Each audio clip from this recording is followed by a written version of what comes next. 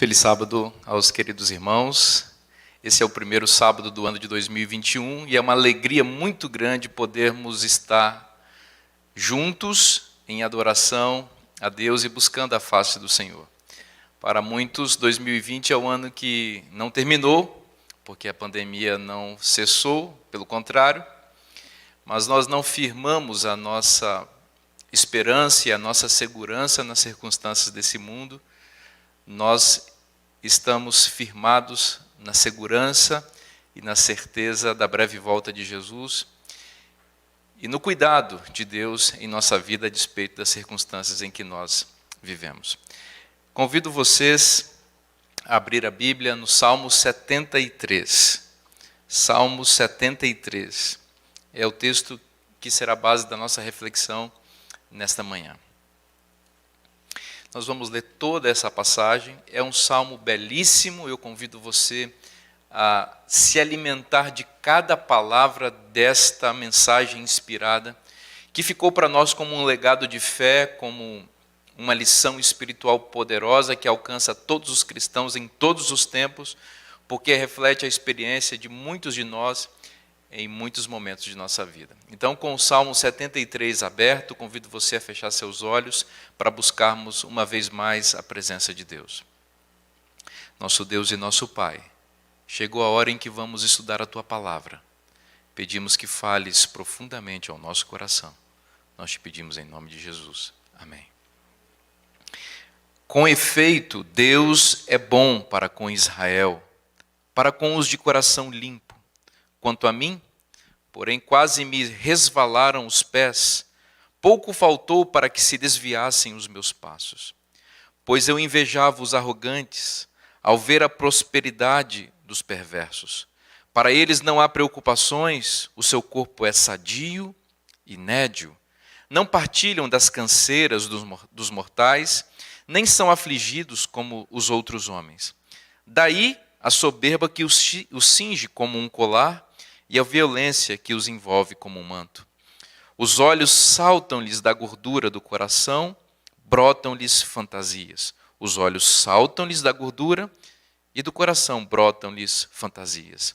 Motejam e falam maliciosamente da opressão, falam com altivez. Contra os céus desandam a boca e a sua língua percorre a terra. Por isso o seu povo se volta para eles e os tem por fonte de que bebe a largos sorvos. E diz, como sabe Deus? Acaso há conhecimento no Altíssimo? Eis que são estes os ímpios, e sempre tranquilos, aumentam suas riquezas. Com efeito, inutilmente conservei puro o coração, e lavei as mãos na inocência, pois de contínuo sou afligido, e cada manhã castigado. Se eu pensar em falar tais palavras, já aí teria traído a geração de teus filhos. Em só refletir para compreender isso, achei muito pesada a tarefa para mim. Até que entrei no santuário de Deus e atinei com o fim deles. Tu certamente os pões em lugares escorregadios e os fazes cair na destruição. Como ficam de súbito assolados, totalmente aniquilados de terror, como ao sonho, quando se acorda, assim, ó Senhor, ao despertares, desprezarás a imagem deles. Quando o coração se me agarrou e as entranhas se me comoveram, eu estava embrutecido e ignorante, era como um irracional à tua presença. Todavia estou sempre contigo. Tu me seguras pela minha mão direita, tu me guias com o teu conselho e depois me recebes na glória. Quem mais tenho eu no céu? Não há outro em quem eu me compraza na terra? Ainda que a minha carne e o meu coração desfaleçam, Deus é a fortaleza do meu coração e a minha herança para sempre. Os que se afastam de ti, eis que perecem. Tu destróis todos os que são infiéis para contigo. Quanto a mim, bom é estar junto a Deus. No Senhor Deus ponho o meu refúgio para proclamar todos os seus feitos. Essa é a palavra do Senhor nessa manhã. Salmo 73 é um dos mais conhecidos salmos das Escrituras, porque retrata a experiência de muitos momentos em nossa vida. Nessa jornada rumo a Canaã celestial, depois de termos sido alcançados pela graça, inundados pelo amor de Deus e chamados para uma vida de santidade e retidão e esperança, em muitas vezes somos assaltados pela incerteza, pela insegurança, pelo medo, pela comparação indevida com a suposta prosperidade dos ímpios, isto é, daqueles que não seguem os caminhos de Deus, e por conta disso, muitas vezes, a tentação de abandonar os caminhos de Deus, ou de menosprezar a esperança e a alegria que deveria circundar no nosso coração, essa tentação nos assalta. Esse salmo, portanto, é um retrato fiel da experiência que muitas vezes temos e é, ao mesmo tempo, uma lição espiritual profunda e poderosa para nos orientar quando os descaminhos e os escorregões da vida, ou os quase escorregões da vida tentam nos tirar da presença de Deus. Esse salmo pode ser dividido em dois momentos, e o meio do salmo, ou seja, o verso que vai resolver e dividir a história desse salmo, é o verso 17, o qual convido você a reler comigo. O verso 17 diz assim: até que entrei no santuário de Deus e atinei com o fim deles. Até o verso 17, esse que acabamos de ler, o salmista coleciona experiências de inveja, de medo, de angústia e de um prenúncio de uma apostasia, ou seja, de um abandono dos caminhos de Deus. Até esse verso, o salmista desabafa para seus leitores uma experiência de frustração com aquilo que ele imaginava ser o que Deus estava fazendo em sua vida, com a injustiça que prevalecia no mundo. O salmista, até o verso 17, estava absorto pelas circunstâncias terrestres ou terrenas, e estas o faziam tirar os olhos de Deus e com isso perder a sua herança de vista. Ele estava enxergando, ou não estava enxergando nem um palmo à frente de seu nariz. Ele estava apenas sendo abraçado ou sufocado pela suposta prosperidade dos ímpios, e isso o enchia de inveja, isso o enchia de frustração espiritual. Do verso 17 para frente, o salmista retrata uma experiência de reconversão, de chama reacendendo em seu coração, uma experiência que evoca a sua segurança, ou a retomada de sua segurança e de sua confiança em Deus. Como eu disse a vocês, o verso 17 está no meio do salmo e nos revela o motivo pelo qual houve essa mudança de perspectiva para o salmista. O verso 17 diz assim: até que entrei no santuário de Deus e atinei com o fim deles. Preste atenção que o verso 17 revela que o salmista entrou no santuário de Deus.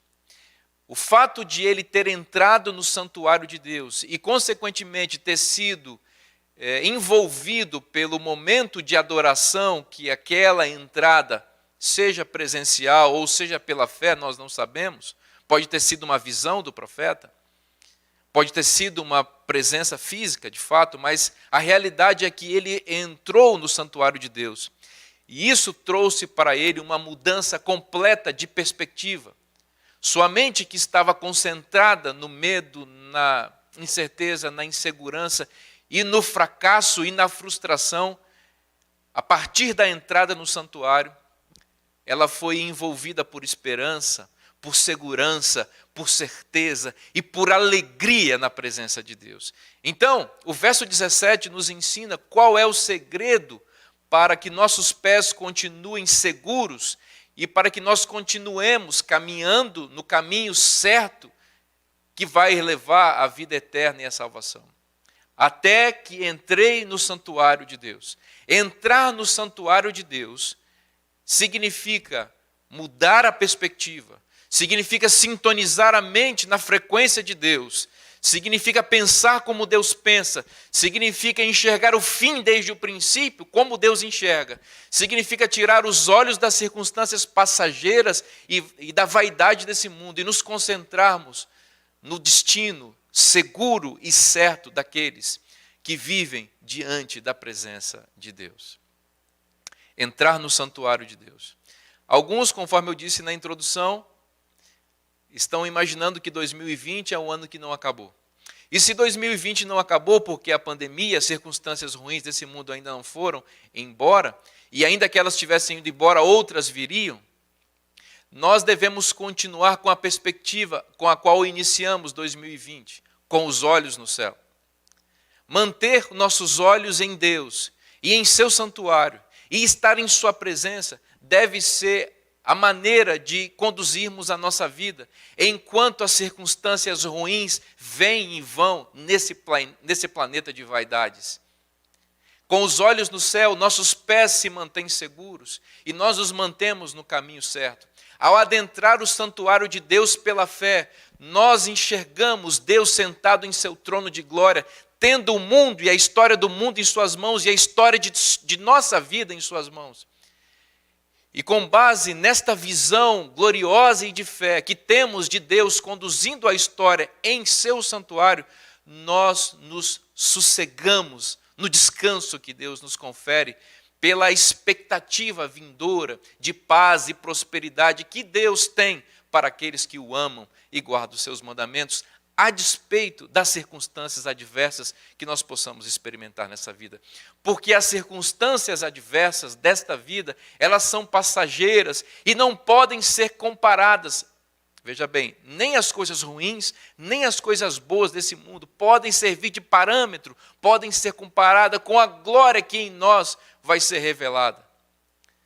Então, a certeza da vida eterna, a alegria e a paz que estão reservadas para os fiéis devem servir de alívio, de ânimo, de sossego e de conforto em meio ao enfrentamento da vida difícil que todos nós temos que passar por aqui.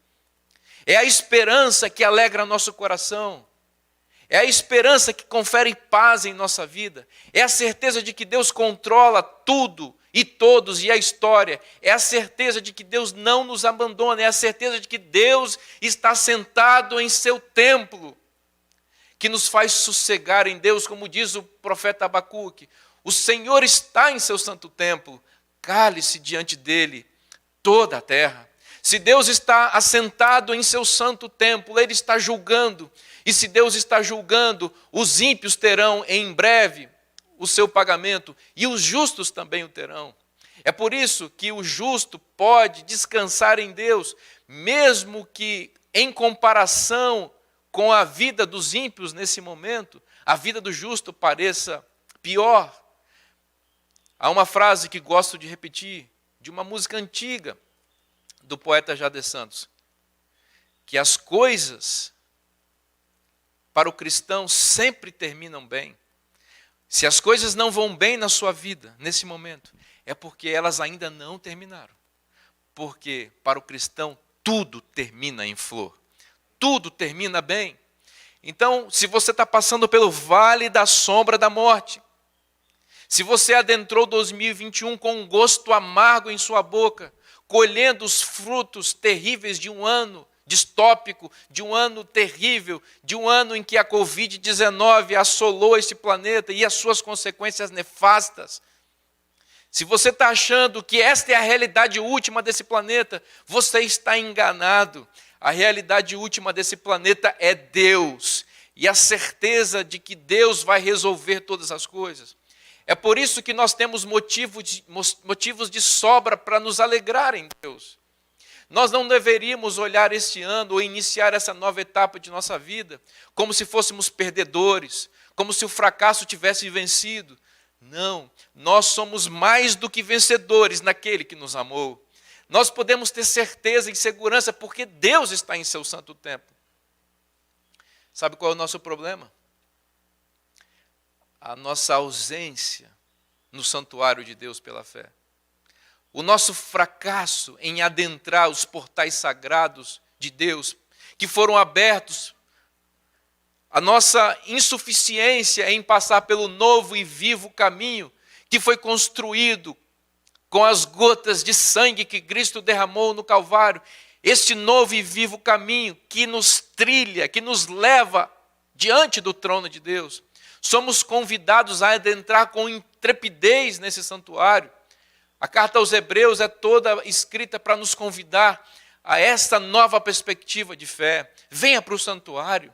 No santuário você enxerga Deus, você enxerga o destino dos ímpios e dos justos. No santuário você encontra paz.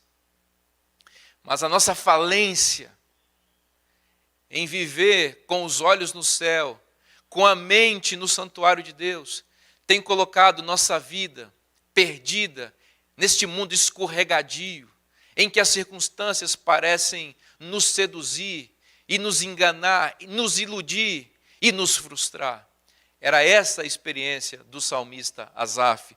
Por isso ele diz o seguinte no verso 1: Deus é bom para com Israel, para com os de coração limpo.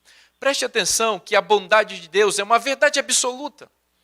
A bondade de Deus é uma verdade absoluta, inquestionável.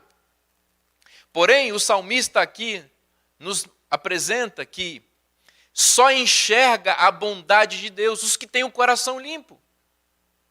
Veja, Deus é bom para todos. Deus é bom em todo tempo. Deus está sendo bom para você. Deus está sendo bom, inclusive, para quem está num leito de UTI, quem sabe, entubado. Deus continua sendo bom para essa pessoa. Deus continua sendo bom a despeito de todas as circunstâncias. Deus é bom para famílias que estão enlutadas nesse momento. Deus é bom para um canceroso que está no seu leito sentindo dores. Deus é bom. Mas por que algumas pessoas não conseguem enxergar a bondade de Deus? O salmista nos diz: Deus é bom para com Israel e para com aqueles que são limpos de coração. Deixa eu dizer uma coisa a você nessa manhã. Ao olhar as circunstâncias da vida e ao tirarmos nossos olhos do santuário de Deus, nós permitimos que o nosso coração seja sujo ou fique sujo, que o nosso coração seja inundado por manchas, e essas manchas impedem a nossa vida de perceber a bondade de Deus. E por isso nós vamos questionando o caminho de Deus, as decisões ao lado de Deus que tomamos ao longo da vida. A sujeira no coração que vem por meio do olhar das circunstâncias da vida impedem-nos de enxergar o óbvio. Deus é bom em todo o tempo. O salmista diz, com efeito, Deus é bom para com Israel e com os limpos de coração. Deixa eu dizer uma coisa a você. Se você está questionando a bondade de Deus, se você está questionando a sua fé, se você está considerando abandonar os caminhos de Deus porque você acredita que não vale a pena seguir nessa estrada, porque parece melhor a vida do ímpio do que a vida do justo, é porque seu coração está sujo. E não é só uma sujeira com impurezas pecaminosas, aquelas mais comuns que a gente imagina, impureza sexual, impureza de outra sorte. A impureza aqui, aquilo que suja o coração aqui, é mais do que isto. É tirar os olhos do santuário e focar nas circunstâncias passageiras da vida. É achar que a realidade última da vida é este mundo passageiro. Se o seu coração está assim, seu coração está sujo. E é por isso que você não está enxergando a bondade de Deus. E é por isso que, quem sabe, você está considerando abandonar os caminhos de Deus. Ele diz, quanto a mim, verso 2, porém, quase me resvalaram os pés. Ele está dizendo, quase que eu escorreguei. Quase eu escorreguei. Pouco faltou para que se desviassem os meus passos. Observe que ele usa duas metáforas aqui, as quais ele vai retomar lá na frente. A metáfora do pé escorregando e a metáfora de tomar o caminho errado. As duas, no Salmo, cumprem o mesmo propósito. Mostrar que uma pessoa está deixando que as circunstâncias da vida falem mais alto a ela do que a presença de Deus, do que o recado de Deus, do que a segurança de Deus. Como resultado, ele diz na metáfora, meus pés quase resvalaram, ou seja, quase escorreguei e quase tomei um caminho errado na vida. E ele explica como é que isso acontece. Inveja dos arrogantes, pela prosperidade dos perversos. E veja como que as coisas são. Ele diz, ele estava invejando os perversos, olhando a vida do ímpio com água na boca, achando que é bom viver como o ímpio vive, porque o ímpio tem uma casa boa, porque o ímpio tem um carro bom, porque o ímpio tem a conta bancária recheada, porque o ímpio aparentemente não sofre, porque o ímpio tem tudo o que quer, porque o ímpio viaja, porque o ímpio faz tudo aquilo que o ser humano acha que é tudo na vida. Então, o justo, fiel a Deus, está olhando para isso e está imaginando, olha como eu sou ao contrário disso, logo, não é bom ser cristão. Eu invejava a prosperidade dos ímpios. Veja o que acontece, a ausência no santuário, a falta de frequência à casa sagrada de Deus, não construída por mãos humanas, o santuário de Deus, faz com que a visão seja amplamente distorcida. Uma lente cheia de distorções é colocada na vista da pessoa, que passa a olhar a grama do vizinho como se fosse mais verde, que passa a olhar a vida alheia como se ela fosse maravilhosa. Isso é uma distorção da realidade. Por mais rica que seja uma pessoa, ninguém vai viver da maneira como o salmista vai descrever aquilo que ele imaginava que viviam os ímpios. Veja o que ele diz no versículo 4. Para eles não há preocupações. Que distorção! Os ímpios têm sim preocupações. Os ímpios têm sim problemas. É que quando a gente está olhando da perspectiva das circunstâncias, concentrados nessa vida passageira e nos prazeres e nos bens materiais, e nós olhamos para aqueles que têm essas coisas e achamos que eles não têm problema nenhum. Ficamos invejando uma miragem, ficamos iludidos com coisas que passam. Os ímpios não têm preocupações. O salmista estava imaginando que os ímpios não tinham preocupações.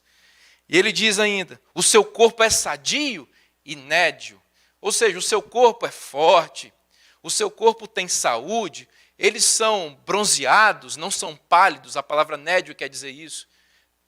Bronzeado, um rosto que não tem palidez de doença. Nédio também é uma palavra que se refere à gordura.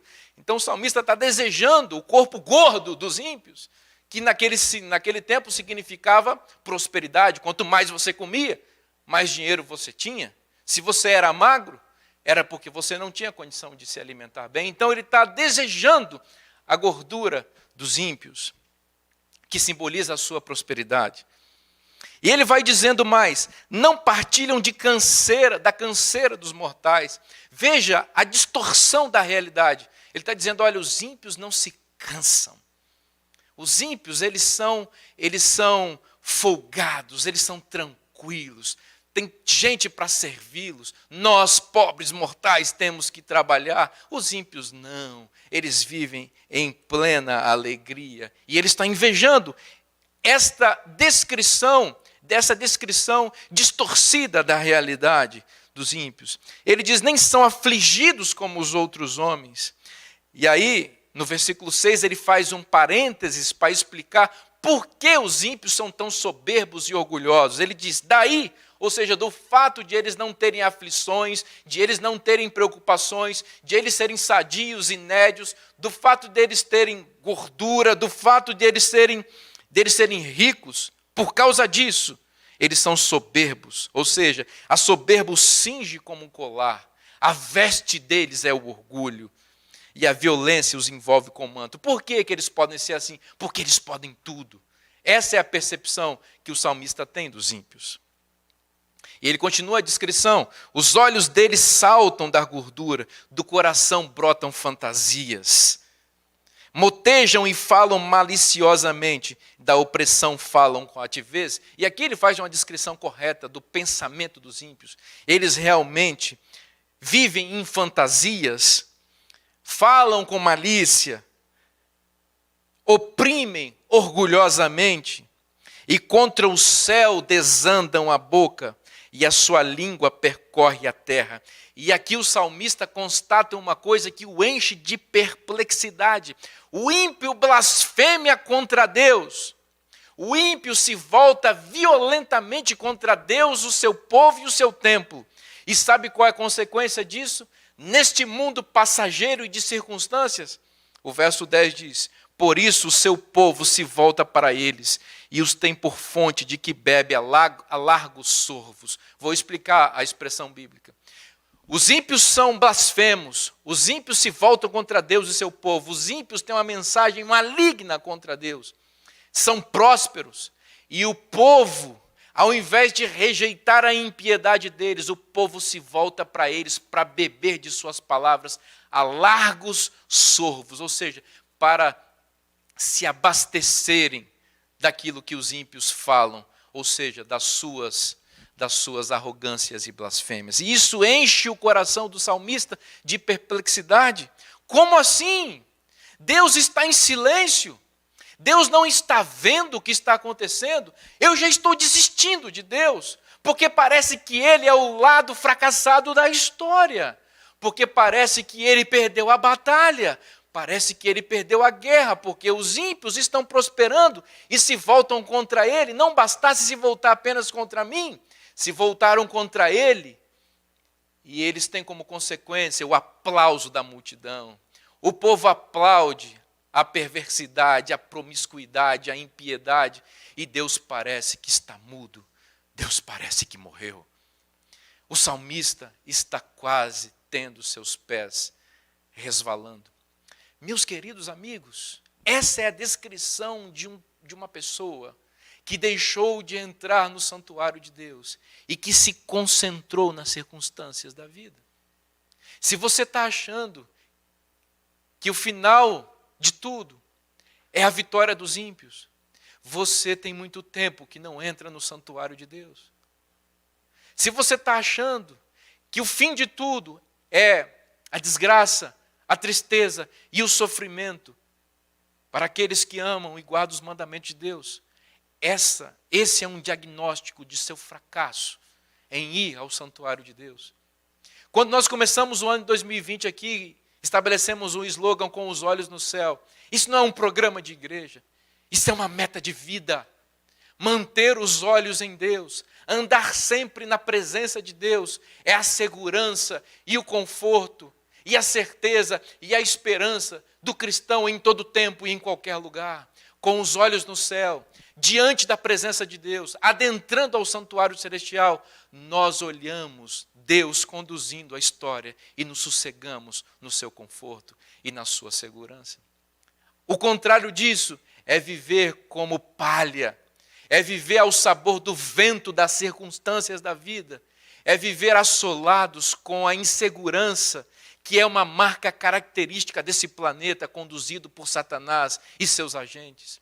Nós não somos desse mundo, nós somos do mundo superior, cuja sede é o santuário de Deus, e por isso devemos manter nossos olhos concentrados em Deus. Por isso devemos manter a fé na certeza de que Deus controla a história e que o fim se aproxima, e com o fim se aproximando, Deus tem o galardão para os seus filhos fiéis. Mas essa não era a perspectiva do salmista. Ele estava fora do santuário. E ele diz no versículo 13, com seus pés resvalando e quase tomando um caminho errado na vida: com efeito, inutilmente conservei puro o coração.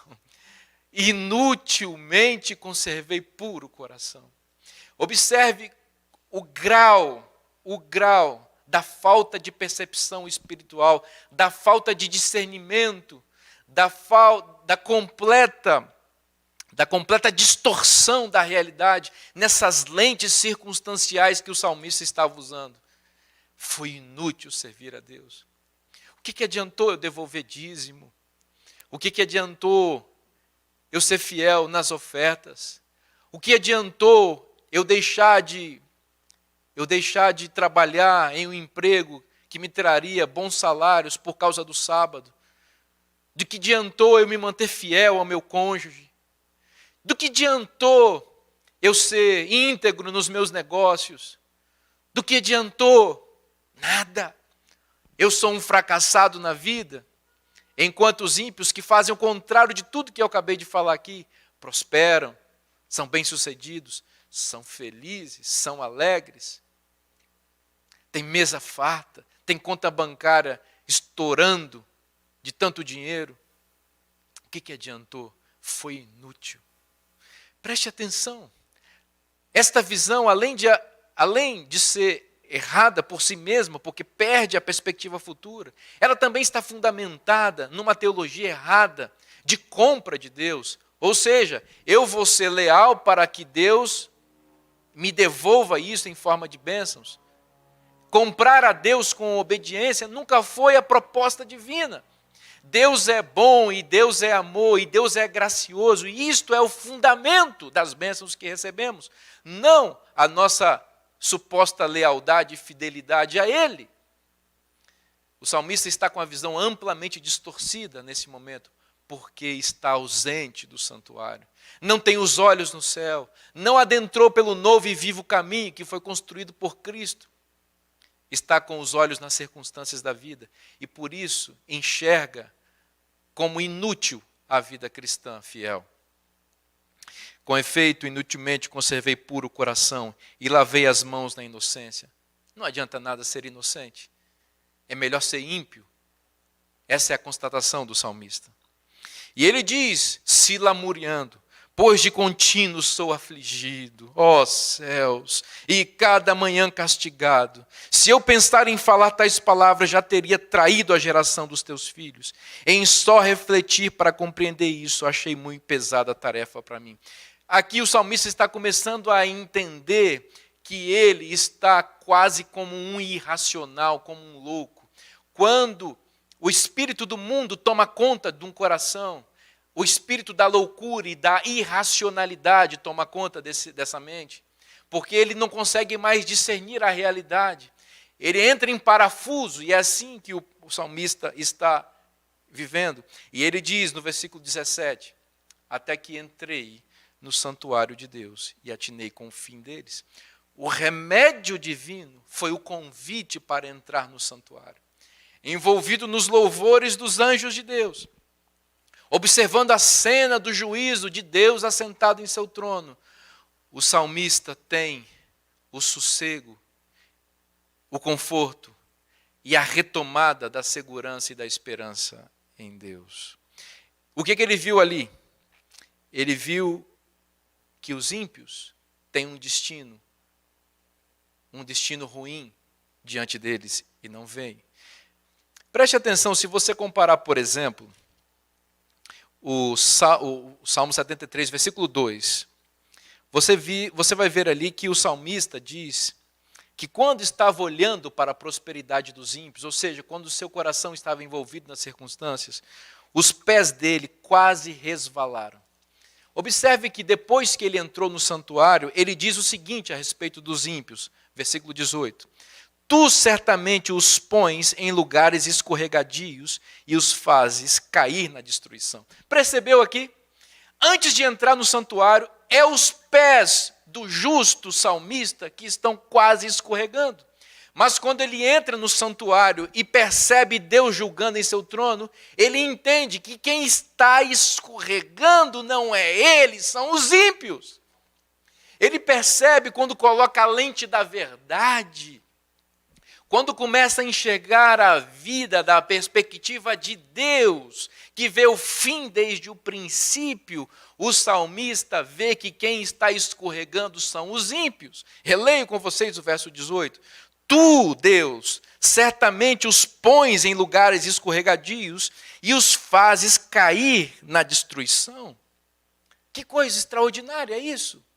Ele diz, como ficam de súbito assolados, totalmente aniquilados de terror. É interessante, por exemplo, quando você vai para Apocalipse, capítulo 6, versículo 16, você encontra exatamente este quadro escatologicamente descrito.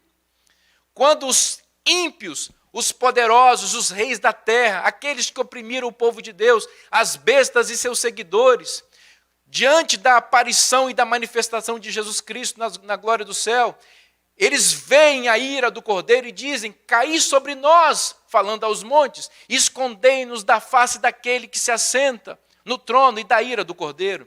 Preste atenção, esses que vão falar para os montes cair sobre eles, eram os ímpios, os dominadores, aqueles que tinham corpo sadio e nédio, aqueles para quem havia prosperidade sem fim. De súbito, diz o salmista, ficam assolados, totalmente aniquilados de terror.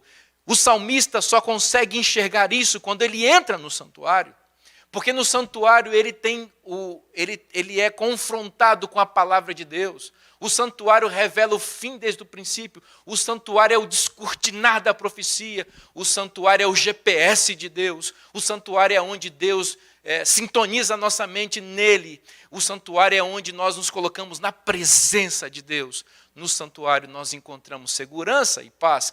Fora do santuário, nós enxergamos os ímpios caminhando com passos seguros, com a lente distorcida que nós estamos vendo a vida.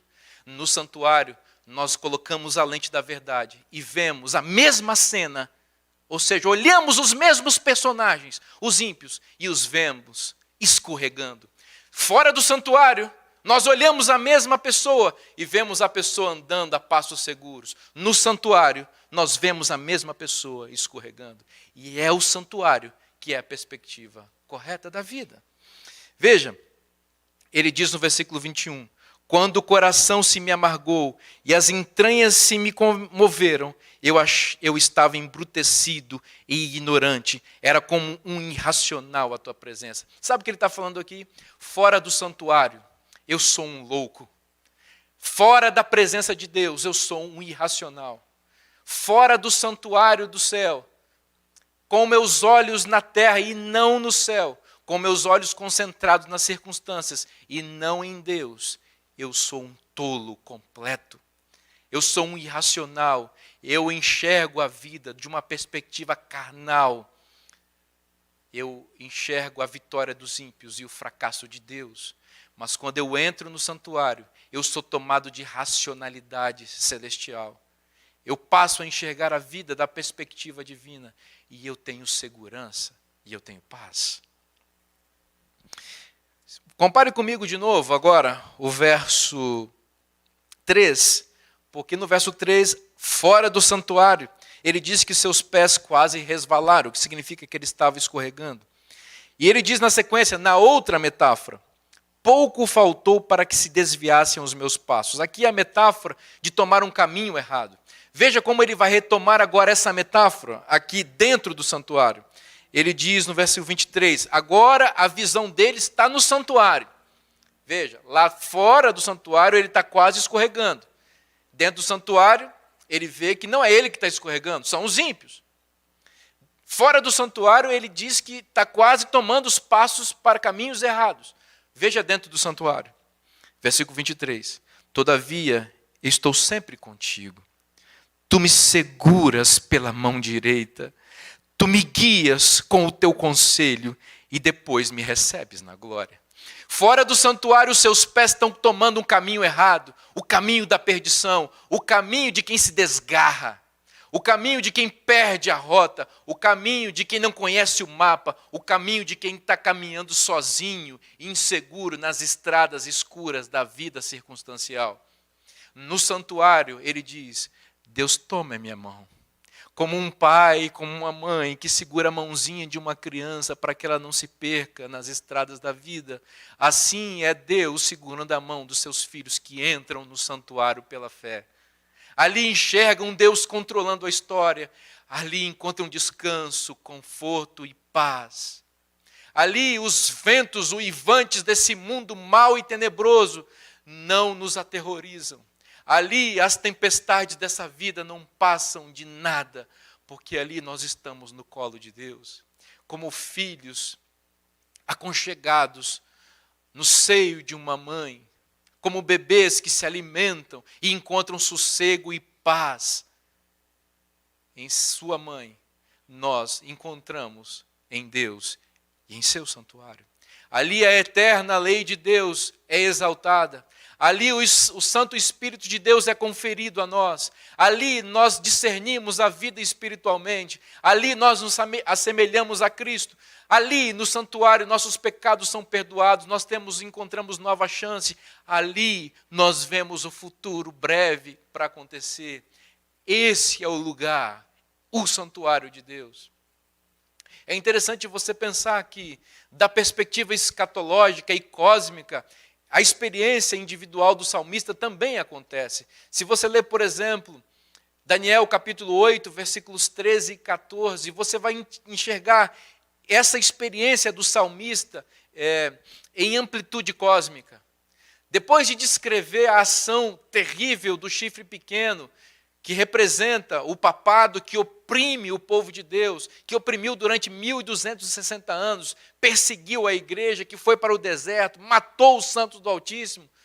O chifre pequeno que erigiu um santuário fake na terra e que desviou os olhos do povo, do mundo, do santuário celestial para um santuário mentiroso na terra. Você vai olhar toda a assolação que esta instituição maligna fez durante a terra. 2 anjos estão conversando, e diz Daniel 8, versículo 13, que um olhou para o outro e disse: até quando vai durar essa visão? Até quando essa visão desoladora vai permanecer? E um olhou para o outro e disse o que está relatado em Daniel 8, 14. Até 2.300 tardes e manhãs, e o santuário será purificado. Sabe o que esse texto quer dizer? Santuário purificado significa santuário aberto. Significa juízo investigativo iniciado. 22 de outubro de 1844 foi o início disso daí. Então, o que o texto está nos dizendo é o seguinte, que a partir de 22 de outubro de 1844, nós podemos adentrar no Santíssimo do Templo e enxergar Deus julgando os atos iníquos dos inimigos do seu povo, concentrado o juízo no chifre pequeno, mas também alcançando todos aqueles que seguem as opressões dessa instituição maligna. E os justos, dentro do Santíssimo, podem desfrutar da segurança, da certeza de que Deus controla a história e de que Deus, em breve, dará aos santos do Altíssimo o seu reino. Daniel 7, 25 retrata esse mesmo tema, ao mostrar que o mesmo chifre pequeno é julgado nesse santuário celestial e os santos do Altíssimo são vindicados. Essa experiência também é retratada no 5º selo, quando se abre o 5º selo e as almas debaixo do altar, perseguidas durante a terrível Idade Média pelo mesmo poder iníquo, o chifre pequeno, clamam antes do fim dessa opressão, dizendo: até quando, Senhor, ó soberano, não julgas o nosso sangue dos que habitam sobre a terra? E Deus responde com a promessa do juízo. Deus dá a elas vestes brancas e diz: não chegou o tempo ainda que eu vou julgar. É como se ele dissesse: calma, eu vou começar a julgar em breve, em 1844, interpretando a profecia. E quando esse juízo começar, eu vou colocar os pingos nos is. Até que isso aconteça, descansem em mim. Eu quero dizer a vocês nessa manhã, que o juízo já começou. E que Deus está em seu santo templo. Por isso, nós podemos sossegar, silenciar em Deus, porque Ele julga. E quando Ele julga, Ele salva. E a salvação de Deus vai se materializar, concretizar em breve, quando Jesus voltar. Nós podemos ter essa segurança e essa certeza. E aí, no versículo 25 em diante, o salmista faz uma declaração de amor a Deus, que eu confesso a vocês, são os meus versos preferidos da Bíblia. E eu vou relatar para vocês, mais uma vez. Vou relatar na versão bíblica, que não é essa, mas que eu mais gosto. Que diz assim: a quem tenho eu no céu, senão a ti? E na terra não há quem eu deseje além de ti.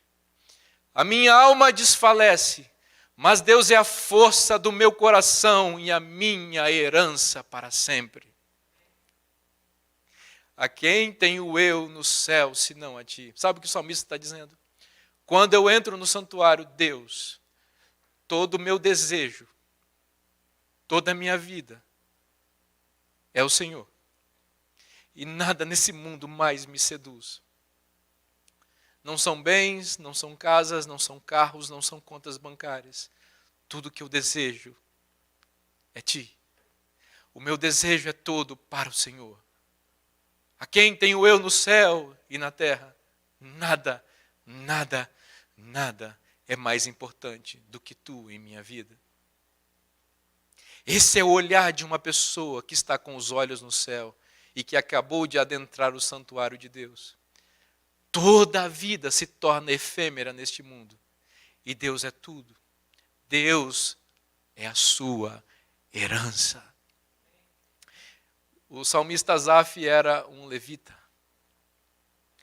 Vocês sabem que as tribos de Israel receberam a herança, terras. E a única tribo que não recebeu a herança foi a tribo de Levi. E é muito lindo você ler, por exemplo, eu vou ler aqui, porque as palavras usadas são lindas. O que está escrito, por exemplo, em Números, capítulo 18, versículo 20. Números 18, versículo 20. Eu vou ler essa passagem porque ela se refere a Arão. E Arão era um levita e a sua descendência. E olha o que diz a palavra de Deus a Arão e a sua descendência, e por conseguinte a todos os levitas. Disse também o Senhor a Arão: na sua terra herança nenhuma terás, e no meio deles nenhuma porção terás. Eu sou a tua porção e a tua herança no meio dos filhos de Israel. Deus vai repetir isso depois para todos os levitas em Deuteronômio 18, versículo 20. Versículo 2. Eu sou a tua herança. Eu sou a tua herança. Eu sou a tua porção. E o tema da prosperidade dos ímpios é um tema que foi retratado na Bíblia por Jó, por Jeremias, por Abacuque e pelo salmista. O salmista aqui nos dá o panorama mais completo desse tema. E o desfecho mais esperado, o desfecho ideal, diante da suposta prosperidade dos ímpios, e o caminho correto para vencermos as fragilidades das comparações, da comparação com a prosperidade dos ímpios com a nossa realidade. O salmista Asaf, como disse, era um levita. E todos os filhos de Deus são levitas. Diz o apóstolo Pedro que nós somos reino de sacerdotes, nação santa de Deus. Em certo sentido, todos nós não recebemos herança neste mundo. A nossa herança não são os bens materiais que podemos herdar dos nossos pais ou que conquistarmos com o nosso trabalho. Essa não é a nossa herança. Não são as nossas casas, não são os nossos carros, não são sequer os nossos filhos. A nossa herança é Deus. Deus é a nossa porção. E é nele que nós devemos nos alegrar. Quando nós estamos no santuário de Deus, quando nós desfrutamos da presença de Deus, nós temos plena alegria e paz a despeito das circunstâncias da vida. Se eu estou falando para pessoas nessa manhã que estão sofrendo em meio ao vendaval do mundo, que estão sentindo o gosto amargo da traição, o gosto amargo da falência, o gosto amargo da falta de saúde, o gosto amargo de um leito de hospital ou da perda de um ente querido, eu quero dizer para você que esse não é o final. O final não é esse, porque este mundo e os seus bens, e os seus prazeres e a sua suposta felicidade e prosperidade não é a sua porção é Deus. Deus é a nossa herança, Deus é a nossa porção, e nele nós podemos nos alegrar a despeito de tudo que nós enfrentamos de mal nesta vida. Os ímpios não têm direito a essa porção. A porção deles são as migalhas desse mundo, são as mixarias desse planeta tenebroso, condenado. Esta é a porção dos ímpios, a nossa porção é a Nova Jerusalém. É por isso que o salmista diz que quando ele entra no santuário, no versículo 29, ele é guiado por Deus, e Deus o recebe na glória, que é o destino de todo justo. O versículo 28 termina o salmo lembrando da bondade de Deus com a qual ele iniciou o Salmo. Lembra como ele começou o Salmo? Com efeito, Deus é bom para com Israel, para com os limpos de coração. Mas o coração dele não estava limpo, até que ele entrasse no santuário e fosse purificado pela ação do juízo investigativo que limpa o coração de qualquer pessoa que ali adentra. E é por isso que depois de entrar no santuário, ele pode enxergar a bondade de Deus, porque a bondade de Deus, embora seja uma verdade absoluta, só pode ser percebida pelos limpos de coração, e um coração só pode ser limpo no santuário de Deus. Então ele diz, depois de adentrar o santuário, no versículo 28, quanto a mim, bom é estar junto a Deus. No Senhor Deus ponho o meu refúgio. Para quê? Para proclamar todos os seus feitos. Qual é o final? Qual é o objetivo de tudo isso? Para que nós entramos no santuário? Para que nós temos nosso coração limpo? Para que nossa boca se abra em louvor, em exaltação, em glorificação e em proclamação da bondade de Deus neste mundo.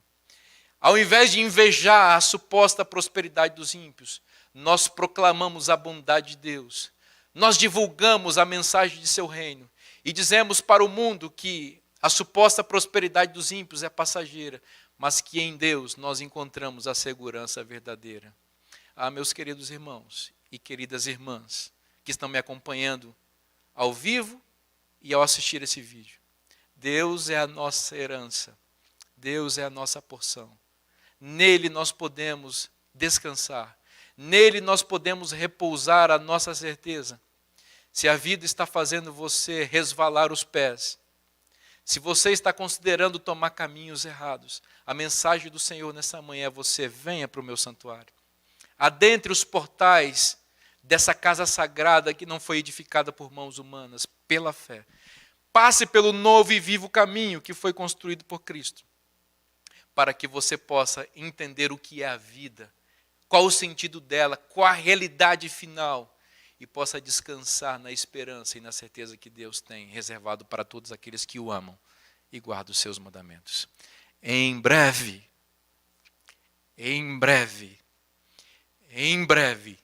Jesus voltará. E nós receberemos o galardão glorioso das mãos daquele que não erra, daquele que prometeu e não falhará. Descanse sua vida em 2021 e em todo o resto da sua existência nesse mundo, nessa certeza, e você será muito feliz. Nós vamos cantar em louvor, com o nosso coração explodindo de alegria em Deus, diante de quem nós estamos, pela fé no seu santuário. Vamos cantar o hino 555, até então. E vamos cantar de nossa esperança, de nossa certeza e de nossa segurança nesse Deus que não falha e que continuará conduzindo nossa vida até os portais da vida eterna. Eu queria convidar os irmãos que estão aqui para se colocarem em pé. E a você que está aí em casa também, coloque-se em pé para nós louvarmos o nosso Senhor.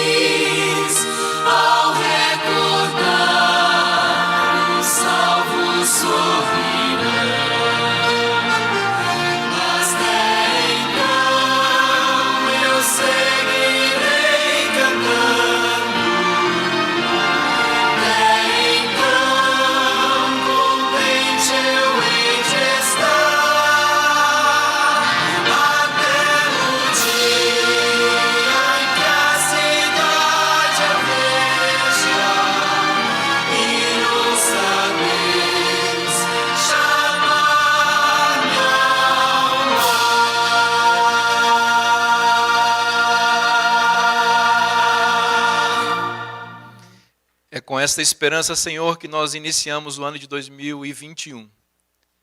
Que nós vamos continuar cantando, que nós vamos continuar acreditando, que nós vamos continuar confiando que Tu és o nosso pastor, que Tu és o nosso Senhor, que nada nos faltará, porque em Ti nós encontramos a nossa segurança, a nossa certeza, a nossa alegria.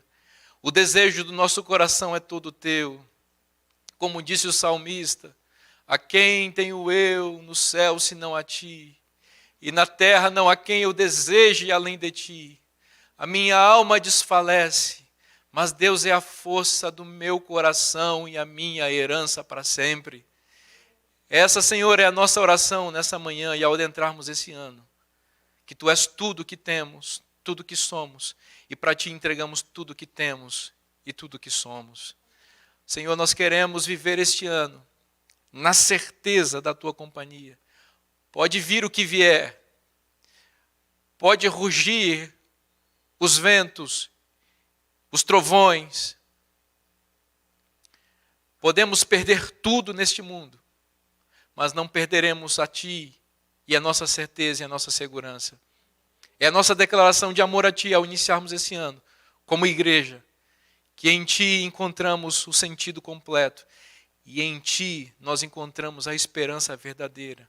E nós clamamos, Senhor, que apresse o dia do Teu retorno, para que nós possamos viver a materialização de nossa esperança.